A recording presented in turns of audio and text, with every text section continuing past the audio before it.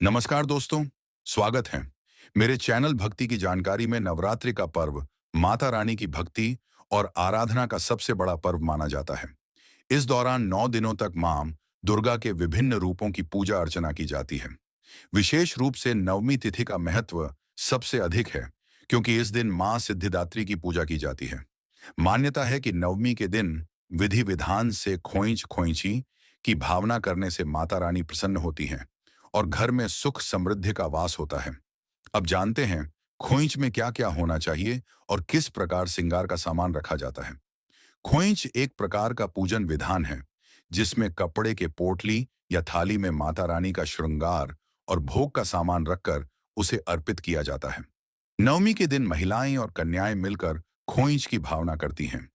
खोइंच में रखे जाने वाले प्रमुख सामान सिंदूर मां दुर्गा का प्रिय माना जाता है। इसे श्रृंगार के रूप में अर्पित किया जाता है। काजल, नजर दोष से बचाने के लिए खोइंच में काजल रखा जाता है। चूड़ियां, माता रानी को चूड़ियां अर्पित करने से वैवाहिक सुख और परिवार में समृद्धि आती है। बिंदी या टीका श्रृंगार का आवश्यक हिस्सा है।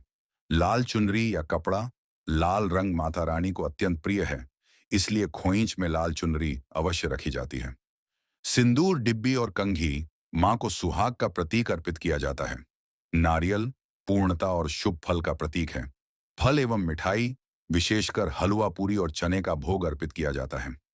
कलश का जल या गंगा जल पवित्रता और शुद्धता का प्रतीक।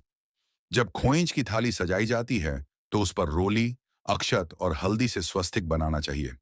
इसके बाद माता रानी का ध्यान कर थाली में रखा श्रृंगार और भोग अर्पित किया जाता है।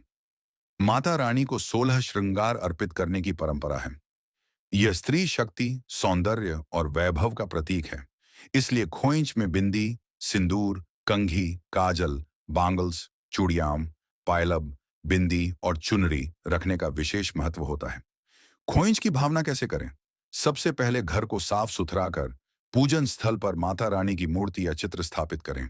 फिर कलश स्थापना कर दीपक जलाएं और धूप बत्ती अर्पित करें। इसके बाद खोइंच की थाली को माता के सामने रखें और दुर्गा सप्तशती, देवी कवच या दुर्गा चालीसा का पाठ करें। अंत में माता रानी को श्रृंगार और भोग अर्पित कर कन्याओं को आमंत्रित करके उन्हें भोजन और उपहार दें। नवमी के दिन खोइंच की भावना करना माता रानी को अत्यंत प्रिय है। जो भी भक्त सच्चे मन से श्रृंगार और भोग अर्पित करता है, माता उसकी सभी मनोकामनाएं पूर्ण करती हैं।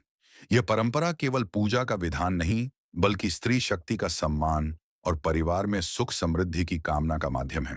अगर मेरी जानकारी अच्छी लगी हो तो वीडियो को लाइक कीजिए और चैनल को सब्सक्राइब कर दीजिए। आपके लाइक से मुझे हिम्मत मिलती है